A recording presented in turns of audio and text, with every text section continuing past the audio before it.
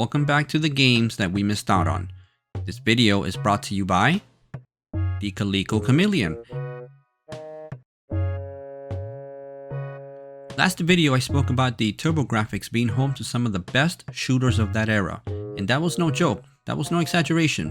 This puppy right here had Blazing Laser released shortly after it debuted in the States, and it kicked ass. It was awesome. It was an early sign of the great shooters that would be released throughout its life. Coming off of Xanac on the NES, it was one of my favorite shooters at that time. But like I stated on my last video, even though some of the best shooters were on the CD-ROM format, that part of the console was secluded to a very few out there with enough money to get one. I was not on that camp. And to those few that did have a CD-ROM add-on, even then there were many titles that just didn't make the jump across the pond. NEC had given up on the TurboGrafx just 2 years into its life, so by the end of 1991, the console would be left to slowly wither. Because of this, there were many games left in Japan, which was unfortunate to all those Turbo CD owners. Ginga Fukei Densetsu Sapphire on the Turbo CD was one of those titles. Now granted, it was released way late in the life of the Turbo Duo on November 24th, 1995. By that time, the gaming landscape was already switching over to the 32-bit systems. But that doesn't mean a good game, or in this case a shooter, couldn't be released for the aging console. It was developed by CA Production and published by Hudson and was released only in Japan. This game was a collaboration between CA Production and Mika Akitaka. Mika was famous for having created the Galaxy Fraulein Yuna series a few years prior, with the PC Engine CD getting the first of what would be 7 games in that series.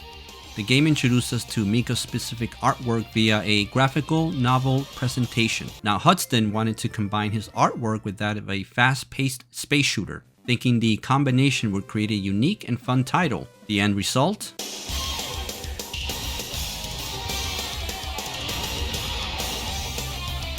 Ginga Fukei Densetsu Sapphire translates to Galactic Policewoman Legend Sapphire. The game incorporated many fancy graphical effects that requires the arcade RAM card, which was the last expansion card NEC released for games such as this one and was never released outside of Japan. It added an additional 2.25 megabytes of RAM to the base system. The story is as follows. You are a part of a police force that is made up of only women. The year is 2092 and time travel is now possible. So the police force uses it to travel through time to stop a certain criminal from collecting and hiding weapons throughout different time periods. Now, if anybody out there from Hollywood is listening to this, can someone please make a movie out of this game? That would be awesome. And make it over the top and silly, please. I would pay money to see it. You choose from 4 female officers, each one of them with a different ship to pilot, and each with their specific weaponry, depending on the color laser collected. I'm gonna get to that. Sapphire White, right here, is the main character, and she pilots the most balanced ship out of the 4. That means her ship's weapons and speed fall somewhere between the rest. With her, I would say the blue laser is the best option. Charlotte Siphon seems to be the youngest of the group and has the fastest of all the ships.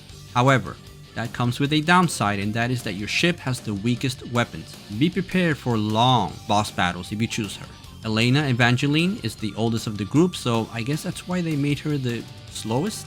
And when I say slow, I mean it is painfully slow. Her ship is very slow. However, if you manage to stay alive long enough to fully power up the green laser with her, you will have an almost unstoppable ship that is able to cut through swaths of enemies and even the boss battles. She is tricky to play, so if you want a good challenge on this game, select her ship.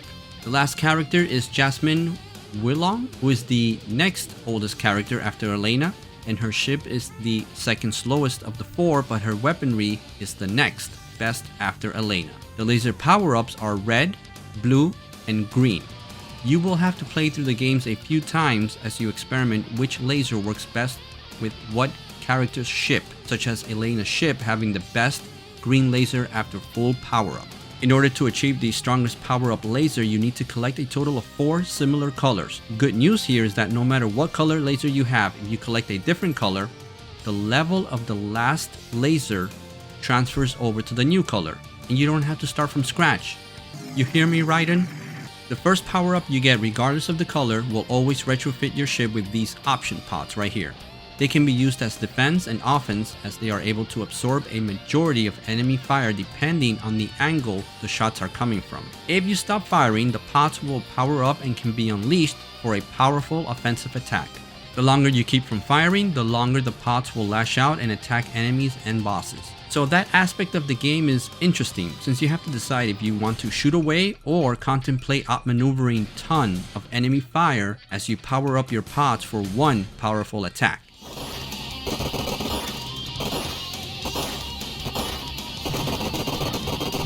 There are a total of 5 levels, each one with a main boss battle. The levels are spread through time periods such as Egypt, space, the Middle Ages, some sort of futuristic city, as well as Japan.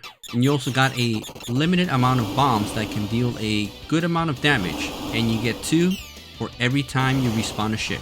The music was composed by T's Music, the letter T, which also did the music for Lords of Thunder and Final Fight on the Turbo CD. And if the title screen music does not get you into the mood to play a shooter where you travel through time on ships piloted by police women, I have no idea what will.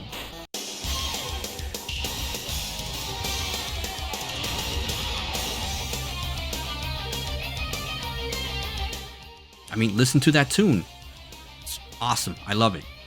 It is a shame that the sound effects of your ship's weapons are extremely generic and feel so out of place amidst all the gorgeous graphics and background music.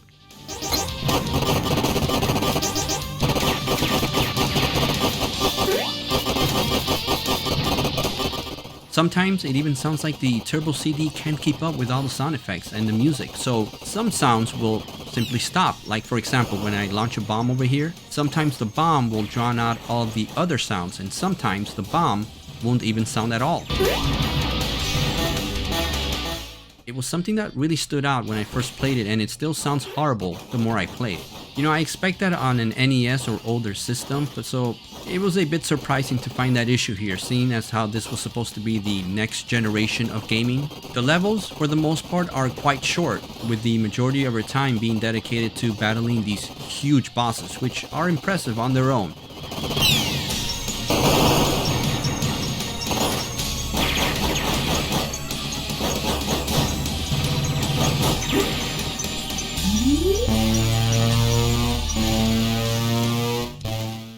The levels for the most part are decently detailed, but I feel after the first stage, the graphics take a bit of a downturn. It seems like a lot of the effects like the holograms here were all used up on stage 1 alone. I do like this part right here where your ship is traversing these small corridors in the dark and you can faintly see a little bit of the light from your ship illuminating the nearby vicinity. I wish the programmers would have done more things like this throughout the entire game. It seems they also took their time in making the bosses take advantage of these polygon style animations that looked pretty damn cool for their time, but did not age well. Had the bosses stayed looking more sprite based, I think that would have helped the overall look of the game, but as it is, I think it gives the game a distinct feel to it. Now the difficulty of the game overall, it's not easy, even on easy. The problem is that the ships are already stuck with whatever speed depending on the character selected. There are no speed up options to collect, or maybe have some kind of a speed up option built into the ship where you can maybe control how fast your ship moves. The problem is that the screen will fill up with bullets easily unless you are fast to get rid of enemies on the screen. Or you select the white ship, which is able to evade most of the projectiles, but even then, some are just unavoidable. And at times I can safely say that it gets extremely overwhelming. The bosses are no pushovers in any way, and they require a ton of damage before they go down, if you choose the wrong character. The white ship. This game has a limited amount of continues before it's game over. However, you can adjust the number of continues you get during gameplay to a maximum of 9. If you are anything like me, you're going to be needing all 9 of them, and maybe a few more tries past that. Luckily, the game is fast-paced, colorful, and fun to play overall. If the shooter's aspect doesn't draw you in immediately, the soundtrack will. It's a shame that it never got released outside of Japan for years. It was first ported over to the PSP, but again, only in Japan, as part of the Ginga Fukei Densetsu collection. Boy, I hope I pronounced that correctly. When the TurboGrafx Mini was released in 2020, gamers in the US finally had a chance to see what the fuss was all about without having to resort to emulators or ROMs. Sapphire is considered by many to be one of the top shooters in the Turbo CD library and maybe even the full 16-bit era, alongside such classics as R-Type, Thunder Force, Lords of Thunder, the Star Soldier titles, and Space Megaforce. Presented by Toho. Do I agree with that? Not entirely.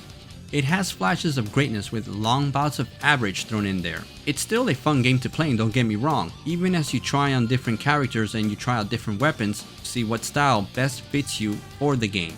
If you don't have a TurboGrafx Mini or even the original TurboGrafx and CD-ROM or Turbo Duo, find other ways to play this game. It's good. If you happen to be a collector, that is where it gets a bit pricey. The problem is that the game came out so late in the life of the Turbo CD that not many copies were made for the market, making it a very rare title. But if you're looking for a solid shooter with a great soundtrack and slightly above average gameplay that can be enjoyed without having to devote tons of hours into it, give this one a shot. It is a very short game, but can be somewhat extended in its gameplay by experimenting with the different characters available. But I'm not gonna lie to you when I say I wish the game would have had at least 3 more levels. 5 stages alone, the game is over kinda quick. Still a good game though. So what are your thoughts on this title? You ever play it? If so, is it worth the praise that it gets as one of the top shooters in the PC Engine library or among the overall 16-bit shooters in general? Does it look like a game that is worth your time? Share your thoughts below. Until next video, keep watching, keep gaming, and as always, take care of yourselves.